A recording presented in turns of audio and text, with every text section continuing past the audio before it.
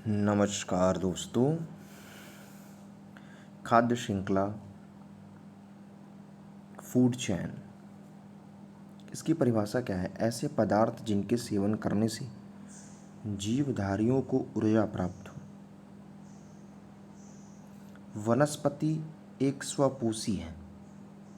जंतु खाद्य के लिए अन्य जीवों पर निर्भर हैं।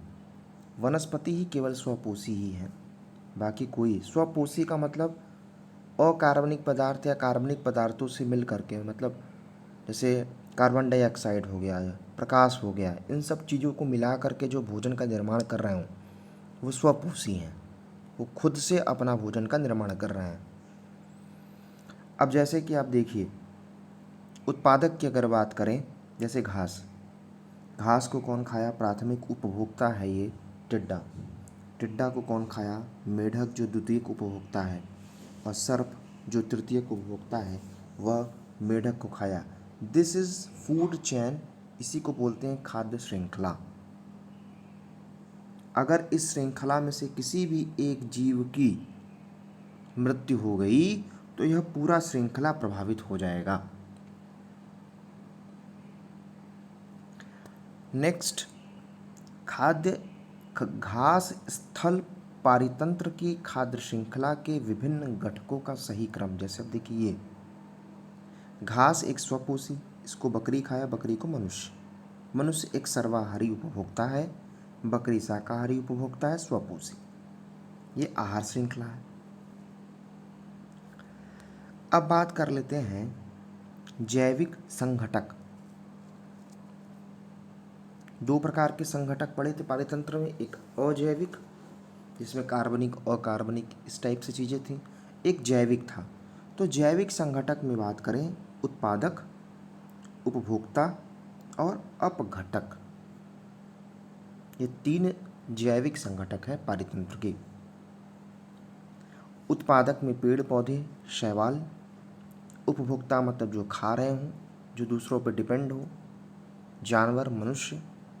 अपघटक जो चीज़ें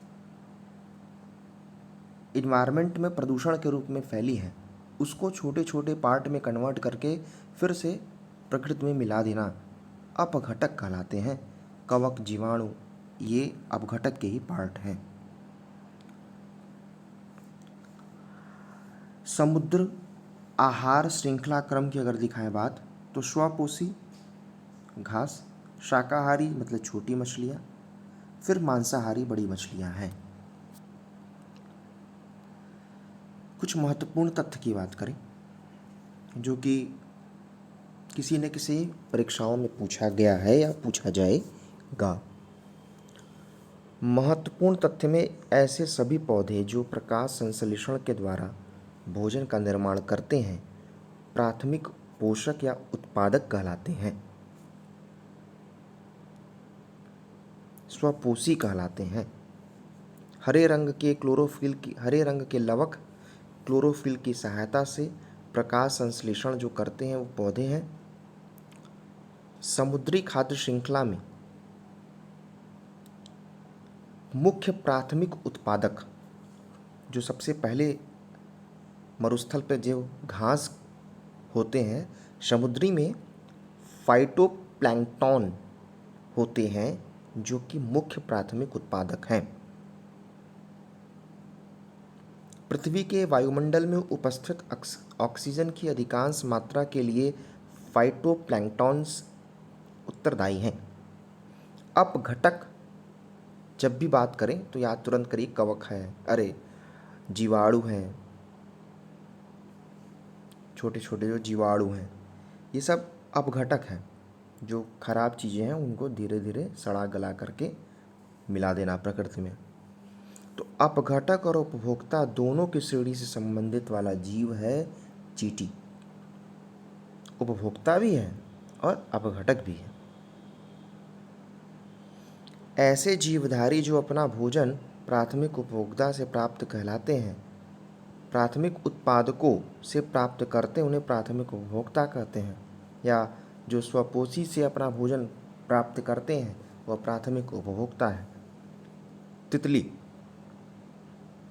पुष्पीय पौधों के परागण में महत्वपूर्ण भूमिका। परागण समझते होंगे, परागकण को एक जगह से दूसरी जगह लेकर के जाने में इनका योगदान है। संख्या में गिरावट से पौधे के परागण पर प्रतिकूल प्रभाव पड़ा।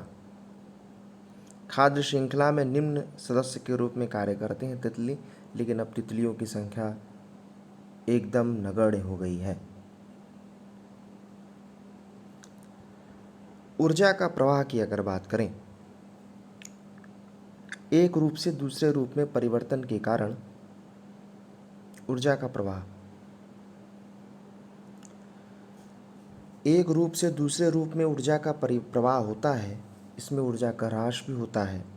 पारिस्थितिकीय निकाय में ऊर्जा का जो प्राथमिक स्रोत है वो सौर ऊर्जा है। जैव मंडलीय पारिस्थितिकीय तंत्र धरती पर विद्यमान सभी पारिस्थितिकीय प्रणालियों का योग है। ऊर्जा का जो प्रवाह है वह एक दिशा में होता है, एक दिशा में होता है, और अजैविक प्रणाली में जैविक प्रणाली की दिशा में, अजैविक प्रणाली से जैविक प्रणाली की दिशा में ऊर्जा का प्रवाह होता है। उत्पादक से प्राथमिक उपभोक्ता की तरफ, प्राथमिक उपभोक्ता से द्वितीयक उपभोक्ता की तरफ, और द्वितीयक से तृतीयक उपभोक्ता की तरफ ऊर्जा का प्रवाह होता है। हर पोषण स्तर पर उपलब्ध ऊर्जा की मात्रा में कमी भी आती है। ऐसा नहीं है कि जो एनर्जी, जो ऊर्जा का लेवल प्राथमिक उपभोक्ता के पास है, प्राथमिक उपभोक्ता को जब द्वितीयक उपभोक्ता खाएगा तो वही एनर्जी द्वितीयक उपभोक्ता के पास चला जाएगा। ऐसा नहीं होता, ऊर्जा का ह्रास होता है। तो अब बात कर लें